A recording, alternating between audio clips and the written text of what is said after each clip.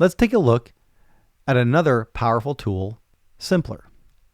And here I have this group I'm calling FX Vocals. And if I go here, you can see that I have a Simpler plugin. Looks like this.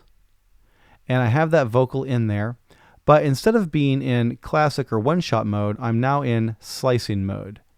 And slicing mode, as I showed you in another video, will slice the sample up into a certain number of sections. Right now I have it slicing by region, but I could change it to transient, beat, or manual selections. I have the playback set to mono because I really only want to play one note at a time. And I've set my regions to 60 in number. And then if I record on the track, I can play these regions with my MIDI keyboard.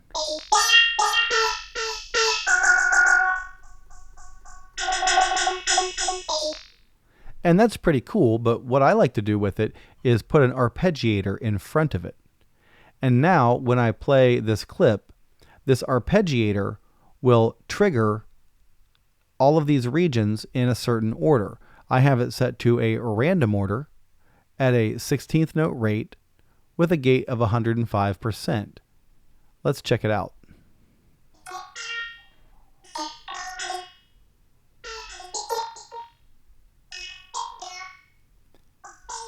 And if I put a beat with that, it'll make a little more sense.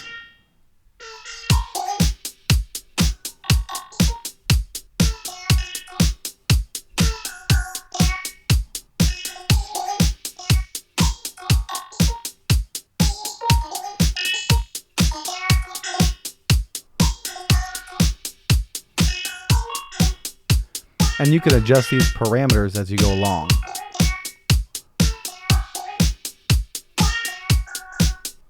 And you would use this for like a background part. You know, you're having the remix, the main beat, you have the vocals. Later we're going to add chords and risers and all kinds of effects. But this could be a part that's in the background, and you're getting there by dropping the sample into Simpler, using slicing mode, adjusting the regions and the slicing algorithm here, adjusting the warping algorithm here. And there's just a whole lot of things you can do, adding the arpeggiator. You could have several of these with different settings and again, provide additional variety to your remix here. So if I play all three of these together, they're going to be arping at different rhythms.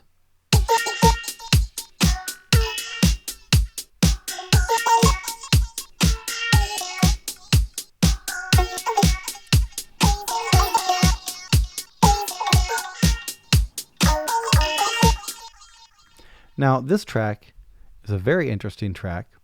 You'll notice that it's not Simpler, it is a drum rack. And there are 60 slices. I had 60 regions in my Simpler. What's going on here?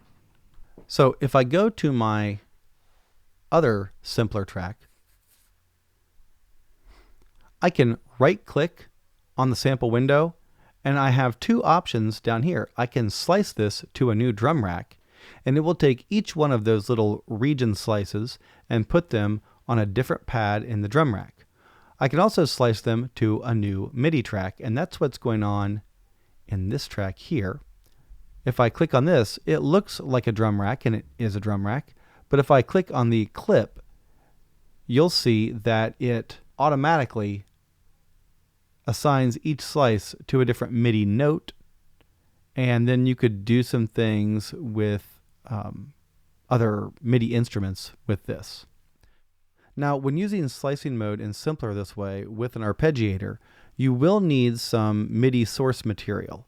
So what I've done here is I've taken this funky fresh flute clip from my collection of clips and just dragged it into the track. This gives me a bunch of MIDI notes to work with.